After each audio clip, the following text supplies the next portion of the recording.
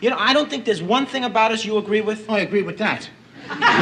It's making me nuts. What a bar. I mean, what are we crazy to do another one? It's crazy. The bar is just way too high. Nearly 3 weeks have passed since the heartbreaking incident involving Rob Reiner and his wife sent shockwaves through Hollywood.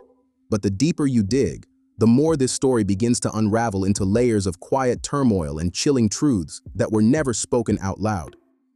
What the headlines showed was only the surface. The real story was hiding in silence. While the media focused on the sudden tragedy, the most painful details lived in the quiet corners of this family's life, places filled with fear, tension, and years of unspoken pain. Few people know this, but it wasn't Rob and Michelle's daughter, Romy, who made the emergency call that day. The moment she stepped inside that house, her entire world collapsed. What she saw left her frozen in shock. She couldn't speak. She couldn't move. She reportedly collapsed on the spot, completely overwhelmed. It was the person who came with her who finally grabbed the phone and called for help. And that single moment opened the door to a much darker story. Behind this tragedy were Rob's quiet cries for help, late-night confessions shared only with close friends, growing tension inside the home, and a fear he reportedly carried about his own son, a fear that never made headlines. Even more unsettling, police had reportedly been called to their picture-perfect Brentwood home multiple times before. From the outside, it looked flawless. Inside, something was slowly breaking apart. The Reiners didn't just hide their pain. They lived with it every single day, smiling in public, keeping appearances, pretending everything was fine. But in this story, every missing piece leads to another revelation, one that makes you stop and question how well anyone ever really knew this family. It all began quietly. When a massage therapist arrived at the Reiner mansion on Sunday afternoon, December 14, 2025. She was there for their usual weekly appointment, something Rob and Michelle never missed. But this time, no one answered the door. This appointment was always routine, a standing session between 2 and 3 p.m. like clockwork. But that afternoon, something felt wrong from the very beginning. When the therapist arrived at the pristine white gate and rang the bell, there was only silence, no footsteps, no voices, nothing. She knocked again, and again. She called both Rob and Michelle, no answer. Her concern quickly turned into panic. Sensing something was terribly wrong, she reached out to their daughter, Romy Reiner, who lived just minutes away. That silence, that unnatural quiet, was the very first warning sign. Romy didn't hesitate for a second. She rushed to her parents' mansion, expecting maybe a missed call or a simple mix-up. But what waited for her inside would split her life forever, into before that door opened, and after. When Romy opened the front door, she wasn't panicked, just slightly uneasy. But the second her eyes locked onto what was inside, everything shattered. She froze instantly. Lying there, completely motionless, was her father, Rob Reiner. In that moment, time stopped. There's no way the human mind can prepare for a sight like that. Her brain simply couldn't process it. She screamed. Panic took over. Her body moved before her thoughts could even catch up. She ran out of the house in pure shock, overwhelmed and disoriented. In that chaos, one devastating truth still hadn't even reached her yet. Her mother, Michelle, was also gone, in another part of the mansion. And despite what many reports later claimed, Romy was not the one who called 911. So who made the call, and why does that detail matter so much? Here's what most people don't realize. Romy wasn't alone when she entered that house. She had arrived with a close male friend, someone deeply involved in both her personal and professional life at the time. He was the one who grabbed his phone and made the emergency call moments after realizing the situation. That single detail has been misunderstood again and again, but context changes everything. Psychological shock doesn't follow logic. When the human brain is hit with something that unbearable, it shuts down. People freeze, scream, or run without thinking. The inability to dial 911 in a moment like that isn't guilt, it's trauma. When disbelief and fear hit all at once, reasoning disappears completely. To make things even more confusing, early reports claimed Romy had discovered both of her parents at the same time. But that's not true. She only saw her father initially. The devastating news about her mother came later, after police had already arrived. That means she endured not one, but two life-altering shocks, back to back, before she could even begin to process the first. And that's why the man who accompanied her that day became such a critical figure in this story. He wasn't a random bystander or some casual acquaintance.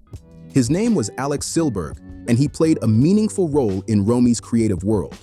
Someone she trusted, collaborated with, and leaned on during pivotal moments of her career. Romy and Alex weren't just friends. They were creative partners building something together. At the time, they were working on a short film project where Romy starred and Alex served as the director. Their connection had grown over the years, shaped by long trips, shared routines, and a quiet rhythm that tied their lives together without needing explanation. And on that day, when everything fell apart, Alex wasn't just present. He became part of a moment that would later be questioned, dissected, and misunderstood. A single phone call, a split-second decision, and a detail that would ripple through the entire story in ways no one could have predicted. Whether their bond was friendship or something deeper was never publicly confirmed. But one thing was crystal clear. Romy and Alex trusted each other completely. And the moment this tragedy was discovered, Romy instantly became a person of interest, something that happens almost automatically in any major investigation. She lived nearby. She arrived first. She was the one who saw the scene with her own eyes. In cases like this, those facts alone are enough for investigators to start asking questions, not out of accusation, but because that's how every serious investigation begins. Who was closest? Who arrived first? Who saw what? Those questions are standard and unavoidable. That's where Alex's presence became absolutely crucial, both legally and emotionally. He wasn't just someone standing off to the side. He became the anchor who helped establish exactly what happened that day. Alex was able to confirm Romy's actions, her timeline, her emotional state, and her reactions during those horrifying moments. His statement helped law enforcement form a clear, grounded picture of reality. Romy wasn't wandering around confused or behaving strangely. She was with Alex the entire time. His testimony played a major role in quickly ruling out any suspicion toward her. Without that clarity, the situation could have spiraled into something far darker, fueled by rumors, assumptions, and online speculation that often rushes in before the truth can catch up. Alex described the panic, the shock, the complete emotional collapse that hit Romy the moment she saw her father. His words made it clear. This was raw human grief, not calculation, not deception. And in moments like this, truth can get twisted fast. When information spreads quicker than facts, innocent people can get pulled into storms they never deserved to face. Alex's presence helped stop that from happening. He wasn't just a witness. He became one of Romy's only emotional lifelines in the days that followed, when her entire world felt like it was falling apart. Meanwhile, her brother Nick appeared to drift further into isolation. He wasn't working consistently, didn't seem to have a strong support circle, and largely kept to himself. Romy, on the other hand, kept moving forward. She stayed involved in creative projects, trying to hold on to some sense of normalcy while everything around her was breaking. That contrast said everything. Two siblings shaped by the same tragedy, yet walking completely different paths. Her quiet resilience, his growing distance, same loss, different survival modes. When tragedy strikes, it's not always about the words people say. Sometimes it's about who stays, who stands beside you when the ground drops out from under your feet. And in Romy's darkest moment, that person was Alex, the one who stayed closest, both physically and emotionally, when her world shattered. Still, the rumors didn't wait. They started swirling almost immediately. And the next chapter of this story would only grow more complicated from there. Within hours, the internet went into overdrive. Online chatter, half-truths, and badly misreported claims flooded the conversation like wildfire. Some people even started saying Romy had pointed the finger at her brother Nick, but that was never true, not even close. From the very beginning, Romy did not accuse anyone. The confusion came from panic, fragmented reporting, and reckless speculation spreading faster than verified facts ever could. What started as whispers quickly morphed into headlines, twisting reality before anyone had time to breathe or process what had actually happened. When emergency crews and police arrived at the Reiner residence, the scene was devastating. But the early details told a much clearer story than the rumors suggested. Despite everything flying around online, Romy's behavior at the scene was described as calm, factual, and rooted in shock, not suspicion. She didn't point fingers. She didn't make accusations. She simply explained the family's living situation, mentioning that her brother Nick lived on the property. That wasn't blame. It was context. Basic information meant to help first responders understand who might have been present that day. Her words reflected someone in deep emotional shock, clinging to concrete facts because everything else felt impossible to process. Later, major outlets like the New York Times, The Guardian, and The Independent confirmed the truth. Romy never told police to investigate her brother. She only shared what she knew, nothing more. From there, detectives followed their own process. Their investigation eventually led them to locate and arrest Nick later that same evening near the Exposition Park area in Los Angeles. But while law enforcement moved forward, the emotional weight on Romy kept getting heavier by the hour. Every statement she gave, and even the pauses between them, was dissected, questioned, and twisted by public speculation.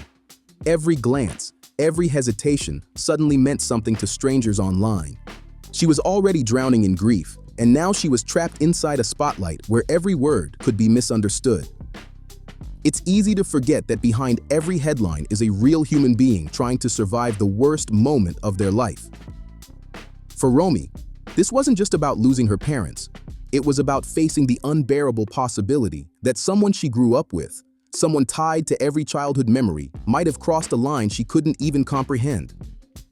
The family had long struggled with Nick's unpredictable behavior linked to addiction issues. Broken furniture, shouting matches, and long chaotic nights weren't new. Those were warning signs they'd lived with for years. But what happened that day went beyond concern. It shattered everything. It crossed the line from fear into horror, and nothing would ever be the same again. When Romy spoke with police, she shared one small but crucial detail, a gathering the night before at a mutual friend's home where both of her parents and Nick had been present. That single detail helped investigators piece together the final timeline leading up to the tragedy. But for Romy, what came next hit even harder than she could have imagined. The moment she learned her brother had been taken into custody, her world split in two. From that day forward, she carried two kinds of pain: the permanent loss of her parents and the sudden, devastating collapse of her bond with her only brother. Those losses became tangled together, impossible to separate. Every memory of love now came with confusion, grief, and questions that had no answers. Each passing day forced Romy to look back through a completely different lens, one colored by shock, disbelief, and heartbreak. From the outside, the Reiners' Brentwood mansion looked calm, gated, and flawless, a picture-perfect Hollywood home. But behind those walls, the energy had been tense for years. Nick's presence brought constant instability, like living on ground that could crack at any moment. Daily life became about reading moods, calming situations, and hoping things wouldn't spiral out of control. According to police records, this pattern didn't happen overnight. It stretched back more than a decade. The first documented call came in August 2013, a welfare check early one morning after concerns that someone inside the home might be in danger. Just 6 months later, neighbors reported loud disturbances in the middle of the night. By the time officers arrived, the house was quiet again, like nothing had happened. Over time, those visits became disturbingly familiar. Flashing red and blue lights would light up the gates, then fade away, leaving behind an uneasy calm. Each incident was another reminder. Peace in that house was fragile and always on edge. But everything escalated on May 5th, 2017. That's when an official domestic violence report was filed, marked under an LAPD family-related investigation code. The specific details were never made public, but the filing itself spoke volumes. It was a clear turning point, no longer something that could be brushed off as just another argument. From that moment on, Nick's struggles didn't just affect him, they affected everyone around him. 2 more calls followed in 2019, one in February for another welfare check, and another in September for what police classified as a mental health emergency involving a male at the residence. Officers later concluded no further action was required, but the pattern was impossible to ignore. The most unsettling part? How familiar law enforcement had become with that address. Behind the gates of a multi-million-dollar mansion, chaos had quietly become routine. The lights would flash, the reports would be filed, and life would continue until it couldn't anymore. And in the end, all those warning signs felt like echoes no one wanted to hear until it was too late. Life inside the Reiner home was no longer peaceful. It had turned into a draining cycle of fear, hope, and exhaustion. The walls that once symbolized safety had become silent witnesses to years of rising tension. Every police visit marked another moment where everything almost fell apart. In Brentwood, a neighborhood where sirens are rarely heard, the Reiner mansion had quietly become the exception. People noticed it without ever saying it out loud. Officers knew the route by heart. The tall white gate, the thick hedges, that strange, uneasy stillness that always hovered in the air. Each time a call came from that address, police arrived calmly, handled the situation, and left just as quietly, disappearing back into the night. From the outside, the house looked flawless. Inside, it carried a storm that had been brewing for years. The chaos didn't always explode in obvious ways. Sometimes it crept in through sudden mood swings, late-night shouting, or long stretches of eerie silence that broke at the worst hours. Neighbors occasionally heard muffled arguments drift down the street or saw Nick pacing the property late at night, eyes distant, expression blank, like he wasn't fully there. Rob and Michelle lived on edge. Every day was a careful balancing act between love and fear. They kept hoping tomorrow would be different, that this time things would finally turn around. But that hope shattered on December 14th, 2025. Suddenly, all those past calls, the welfare checks, the noise complaints, the midnight interventions, snapped into focus. They weren't random moments. They were warnings. The home that once radiated warmth and laughter became the place where love and instability finally collided. It's painful to realize that the same love holding the family together may have also blinded them to the danger building inside those walls. The mansion, once a symbol of success and devotion, turned into a pressure cooker where too much hope, too much patience, and too much denial reached a breaking point. Looking back now, every police report, every sleepless night, every worried glance feels like another link in a chain leading towards something no one wanted to believe was possible. The signs were there. They just didn't want to see them. But here's a detail few people knew. Nick Reiner hadn't lived inside the main mansion for years. He stayed in a separate guest house on the estate, a beautiful space worth millions, surrounded by gardens and tall fences. Despite his struggles, he never paid a cent for rent or expenses. His parents supported him fully, providing a generous monthly allowance reported to be around $10,000. That covered food, daily needs, and anything else he required. Rob and Michelle structured their entire lives around trying to help him heal. They monitored his behavior, checked in constantly, and adjusted their own routines based on his emotional state. They knew about the relapses. They knew about the unpredictable moods. They knew about the mental health battles he was fighting every single day. They weren't careless. They were hopeful. They believed love, support, and patience could carry him through. But sometimes, love isn't enough. And sometimes, the hardest truth is realizing that even the deepest devotion can't stop everything from falling apart. But as parents, Rob and Michelle's instinct was always protection, never punishment. Friends say that over the years, Nick had been in and out of rehab more than a dozen times, with reports suggesting at least 18 separate stays. He had also been diagnosed with schizophrenia. And despite all of that, their support never cracked, not once. They endured property damage, sleepless nights, moments when Nick disappeared and lived on the streets for short stretches, and endless cycles of hope and relapse. Still, no one in their close circle ever described Nick as violent toward others. To friends and family, The Reiner home was known as a place filled with warmth, laughter, and endless second chances. People often called it a big love fest, where family dinners turned into long talks, forgiveness came easily, and nobody was ever written off. Just 3 months before everything collapsed, on September 9th, 2025, the entire family stood side by side on the red carpet at the premiere of This Is Spinal Tap 2. The end continues at the Egyptian Theater in Los Angeles. Rob and Michelle beamed with pride, arms wrapped around their children, Nick, Jake, and Romy, all smiling as cameras flashed non-stop. To the outside world, they looked like the perfect Hollywood family. That night would become the last time the public ever saw them together. Behind those smiles, though, people close to the family say Rob and Michelle were deeply worried. They had started noticing how quickly Nick's condition was getting worse. His unpredictable moods, emotional swings, and moments of disconnection were becoming harder to ignore. They loved their son fiercely, but love alone couldn't stop what was coming. In the final weeks before the tragedy, Rob and Michelle quietly confided in close friends that they were scared of their own son. They spoke in hushed tones, describing Nick as unpredictable, even calling him a ticking time bomb at times. Their fear had grown so intense that they no longer felt safe leaving him home alone. That fear explains a moment many people questioned later.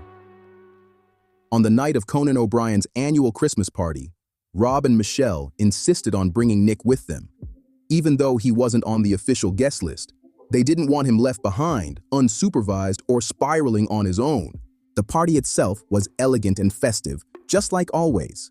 Guests wore dark suits and shimmering gowns. Soft jazz played under warm lights, laughter filling the room.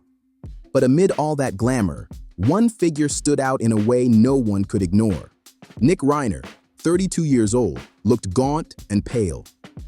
He wore a wrinkled gray hoodie with the hood pulled tightly over his head. His eyes looked hollow, drifting across the room without settling on anyone for long. While others mingled and smiled, Nick wandered quietly, disconnected from the celebration unfolding around him. It was a moment that, in hindsight, felt like a warning. One more sign that something was deeply wrong. Love, patience, and protection had carried the family through countless storms before. But this time, the storm was bigger than anyone was ready for. But Rob and Michelle's instinct as parents was always to protect, never to punish. Friends say that over the years, Nick had been in rehab more than a dozen times, with reports pointing to at least 18 separate stays. He had also been diagnosed with schizophrenia. And despite everything, the relapses, the setbacks, the heartbreak, their support never wavered for a second. They endured countless storms together, property damage, sleepless nights, moments when Nick disappeared and lived on the streets for short stretches. Still, Rob and Michelle never stopped believing their love could carry him through. They kept choosing compassion over consequences, hope over fear, again and again. And here's what matters. No one in their inner circle ever described Nick as violent toward others. To friends, the Reiner home was known as a place filled with warmth, laughter, and endless second chances. People often called it a big love fest, a house where family dinners turned into long, emotional conversations, and forgiveness came easily. Just 3 months before everything collapsed, on September 9th, 2025, the entire family appeared together at the red carpet premiere of This Is Spinal Tap 2. The end continues at the Egyptian Theater in Los Angeles. Rob and Michelle stood proudly with their arms around their children, Nick, Jake, and Romy, all smiling as cameras flashed non-stop. To the outside world, they looked like the picture of Hollywood happiness. That night would later be remembered as the final time the public ever saw them all together. Behind those bright smiles, though, people close to the family say Rob and Michelle were deeply worried. They had begun noticing how quickly Nick's condition was worsening. His unpredictable moods, his emotional swings, those moments where he seemed disconnected from reality were becoming harder to ignore. They loved their son fiercely, but love alone couldn't stop what was coming. In the final weeks before the tragedy, Rob and Michelle quietly confided in close friends that they were scared. They spoke in hushed tones, describing Nick as unpredictable, sometimes even calling him a ticking time bomb Their fear had reached a point where they no longer felt safe leaving him home alone. That fear explains what happened next. On the night of Conan O'Brien's annual Christmas party, Rob and Michelle insisted on bringing Nick with them, even though he wasn't officially on the guest list. They asked for permission, explaining they couldn't leave him alone that night. The event itself was elegant and festive, just as it always was. Guests arrived in dark suits and glittering gowns. Soft jazz floated through the room under the warm hum of laughter. But among all that glamour, one figure stood out sharply. Nick Reiner, 32 years old, appeared gaunt and pale. He wore a wrinkled gray hoodie with the hood pulled up tightly over his head. His eyes looked hollow, drifting across the room without focusing for long. He looked lost, like someone who didn't belong there at all. From the moment they arrived, Nick withdrew, not just from the guests, but from Rob and Michelle themselves. He drifted through the party like a shadow, lingering in corners, quietly observing, mumbling to himself at times. His blank stare unsettled people, stopping conversations mid-sentence. Rob and Michelle watched helplessly, realizing the distance between them and their son was growing. Even when they were standing in the same room, it was another warning. Another moment that, in hindsight, felt impossible to ignore. Love had carried them through so much before, but that night made one thing painfully clear. Something was slipping further out of reach. Then came the moment that truly unsettled everyone. Nick began asking the same question, over and over, in a flat, emotionless tone. "Are you famous?" There was no smile, no curiosity, no humor behind it. Just a mechanical loop that froze people in place and drained the room of warmth. At first, guests tried to laugh it off, brushing it aside like an awkward moment. But as Nick repeated the question again and again, the tension thickened. He started stepping into conversations uninvited, standing too close, staring without blinking. What had been a festive, joyful holiday gathering slowly shifted into something uneasy and cold. At one point, Nick approached actor Bill Hader, asked his full name, and then repeated the same question, "Are you famous?" before turning away without another word. That single interaction sent a ripple through the room. Whispers started. Nervous glances followed. People quietly moved to the opposite side of the space, trying to create distance. Nick didn't eat. He didn't drink. He just paced the room like a restless ghost, drifting from corner to corner. The energy had completely changed. Finally, Rob reached a breaking point. Embarrassed, overwhelmed, and exhausted, he raised his voice, telling Nick to stop, to show respect, to stop making people uncomfortable. The room went dead silent. Every conversation stopped. Every eye turned toward them. As the confrontation unfolded, Michelle rushed in, desperate to calm things down. But the pain on her face was impossible to hide. It was heartbreak mixed with helplessness. No parent ever imagines having to discipline a child they love in public because they don't know what else to do. Moments later, the family quietly left the party. No explanations, no goodbyes, just a heavy exit under the glow of holiday lights. The drive home was filled with silence, thick, unbearable silence. None of them could have known that this would be the last time Rob and Michelle would ever be seen together in public. That haunting question, "Are you famous?" would echo long after that night, like a warning no one fully understood at the time. Not until it was far too late. But this story isn't just about one person unraveling. It's about a family fighting invisible struggles, cycles of fear, love, and pain that quietly pass through generations. And that brings us to something deeply personal, something many people overlook, but changes how this entire story is understood. Romy wasn't new to darkness. She had faced it herself. Years earlier, she fought her own battle with addiction and depression, long before this tragedy ever unfolded. In a 2022 podcast, Romy opened up with raw honesty, revealing that some of the same shadows that haunted Nick had once followed her too. She talked about her teenage years, describing days when getting out of bed felt impossible, and nights where anxiety and nightmares turned sleep into a battlefield. "In my dreams, I fight to survive," she said. "Sometimes I dream I have to hurt people just to escape." Those words weren't about violence. They were the voice of someone trapped inside emotional chaos, trying to survive her own mind. pain doesn't always look the way people expect it to look.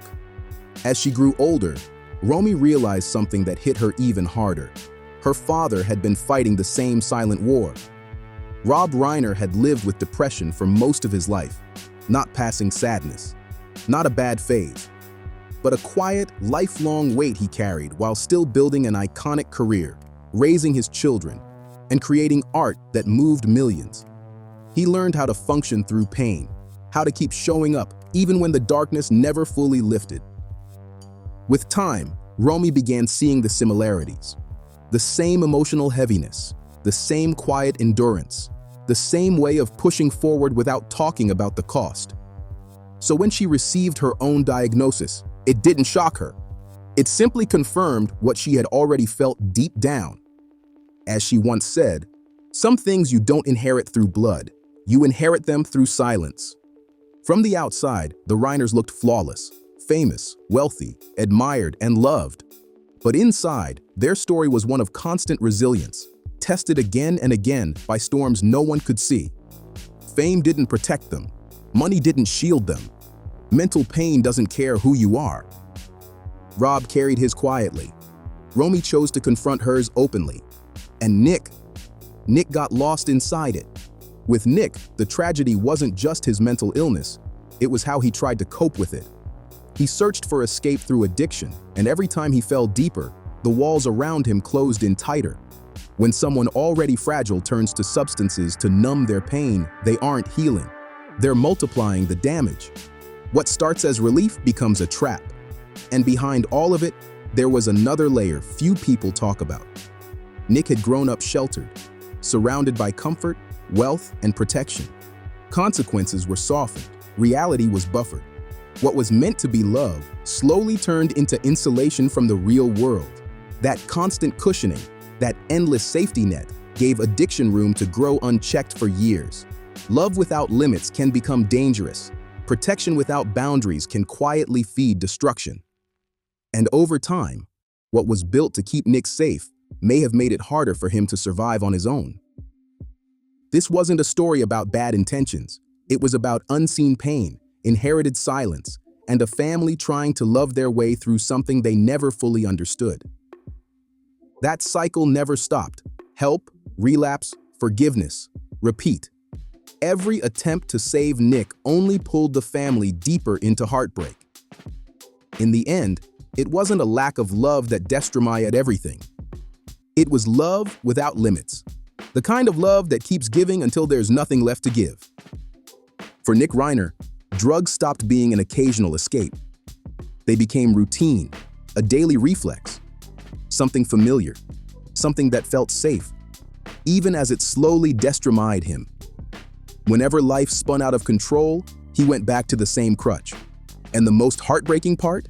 His family's love, their constant instinct to protect, unintentionally helped keep that cycle alive. They weren't blind, they weren't careless. They were parents trapped in the cruel space between protection and enabling, two forces that look painfully similar when you love someone too much. Nick's battle with mental health ran deep. Years earlier, he had been diagnosed with schizophrenia, a serious condition marked by delusions, confusion, and distorted thinking. But that was only part of the storm. Layer on top of that a long history of substance use, including heroin, cocaine, and meth, stretching back to his teenage years, plus at least 18 separate rehab attempts, and you get a life constantly teetering on the edge of chaos. Every reset brought hope, and every relapse reopened the wound. Then, in the weeks leading up to December 14, 2025, something critical changed. Nick's doctors adjusted his medication. Sources later confirmed that around 3 to 4 weeks before the incident, his antipsychotic prescription was altered. What was meant to stabilize him did the opposite. It sent him spiraling. People close to the family noticed it immediately. His mood swings became sharper, his behavior more unpredictable, his emotional outbursts harder to manage. Rob and Michelle felt like they were walking on glass every single day, hoping the new treatment would work, while quietly terrified it already wasn't. Nick grew restless, volatile, at times frighteningly detached from reality. One moment calm, the next exploding with emotion that came out of nowhere. For parents who had already given everything, it felt like living next to a fuse they couldn't see, but knew was burning fast. Now, the case rests in the hands of high-profile attorney Alan Jackson, the same lawyer who previously represented Harvey Weinstein and Kevin Spacey. Jackson is reportedly preparing a not guilty by reason of insanity defense. If that argument succeeds, Nick wouldn't serve time in prison. Instead, he would be committed to a secure psychiatric facility for mandatory treatment, potentially for the rest of his life, or until doctors determine he's stable enough to live outside supervised care. It's a devastating crossroads, where love, illness, and accountability collide. And no matter how the court decides, this story was never about villains or monsters. It was about a family caught in an impossible fight, trying to save someone who was slowly losing himself. Under California law, the insanity defense only applies if a defendant could not understand what they were doing or couldn't tell right from wrong at the time of the act due to severe mental illness. In Nick Reiner's case, his schizophrenia diagnosis, his extensive treatment history, and the recent medication change form the backbone of that argument. It's a serious legal path, and a complicated one. His parents had reportedly been paying close to $70,000 per month for his care at a high-end mental health facility, proof of just how desperately they were trying to help him. They spared no expense, no effort. But even with all that, winning an insanity defense is incredibly rare. Only about 1% of criminal defendants in the US even attempt it, and only a fraction succeed, especially in California, where juries are known to be highly skeptical. Prosecutors are expected to argue that Nick's long-term substance abuse clouded his judgment independently of his mental illness, potentially weakening the defense. Still, emphasizing his schizophrenia and the destabilizing medication change could give his legal team leverage to negotiate a reduced charge, possibly moving away from first-degree charges towards something like voluntary manslaughter or a transfer to a secure mental health facility instead of a traditional prison sentence. For now, the trial remains delayed, pending further psychiatric evaluations. Attorney Alan Jackson hasn't officially confirmed the final defense strategy yet. The next court date is scheduled for January 7th, a day that could determine how this entire story moves forward from here. But beyond the courtroom, this tragedy leaves behind questions that no verdict can fully answer. How many warning signs were missed? How many moments existed where someone could have stepped in sooner? And how many families like the Reiners cry out for help, only to fall through the cracks between love, mental illness, and a system that struggles to respond in time? At the heart of it all stands Rob Reiner, not just a legendary filmmaker, but a deeply compassionate man who believed in humanity even when it showed its darkest sides. His life and work were rooted in empathy, truth, and understanding. And his story reminds us that behind fame, wealth, and success are real people fighting silent battles the world never sees. Maybe that's where this story needs to pause, not because it's finished, but because there's still so much beneath the surface waiting to be understood. The unanswered questions, the missing pieces, the emotional truths. They all deserve care, honesty, and humanity. If this story stayed with you, if it made you think, reflect, or feel something deeper, don't look away. Like this video to support thoughtful storytelling. Subscribe and turn on notifications so you don't miss what comes next. Share this story with others who care about truth beyond headlines. And most importantly, leave a comment below. What do you think this case says about family, mental health, and the limits of love? We'll continue uncovering the truth, one story at a time. See you in the next one.